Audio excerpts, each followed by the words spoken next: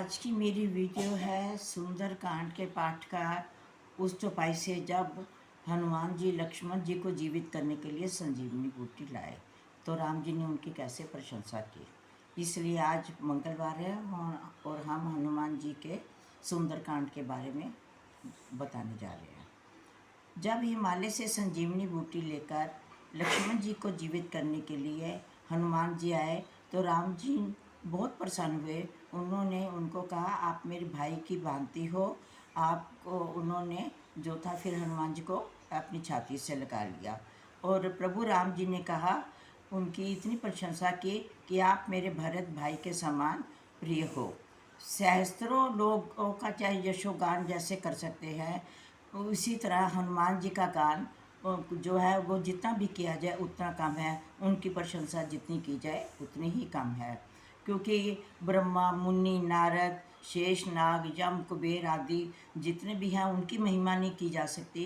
तो इनकी महिमा का वर्णन हनुमान जी का कैसे किया जा सकता है, क्योंकि इन्होंने हनुमान जी ने राम जी के लिए जो है जो काम कार्य किया उससे उनको कितने फ़ायदा हुए। हनुमान जी की कृपा से ही इन्होंने सुग्रीव जी को राम जी से मिलाया और जिससे उनको किष्किंधा का राज्य प्राप्त हुआ।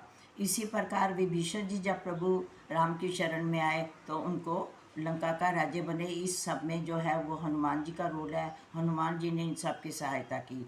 इस प्रकार जब ये हजारों दूरी पे सूर्य देवता थे तो उनको एक मीठा फल समझकर अपने मुंह में डाला, जिससे उनके मुंह में रखकर उन्होंने विशाल सागर को पार किया। इसमें कोई ऐसी उनके लिए आश्चर्य की बात नहीं थी।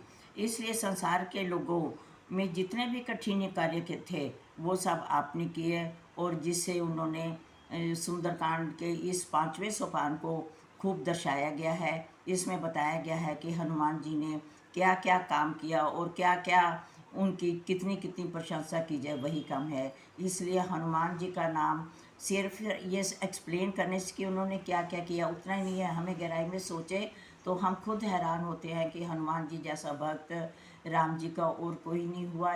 इसलिए तो राम जी ने उनको अपने भाई के समान समझा, सीता माता जी ने उनको अपने पुत्र के समान समझा, क्योंकि ये संकट मोचन है और हर पल इन्होंने राम जी का तो साथ दिया।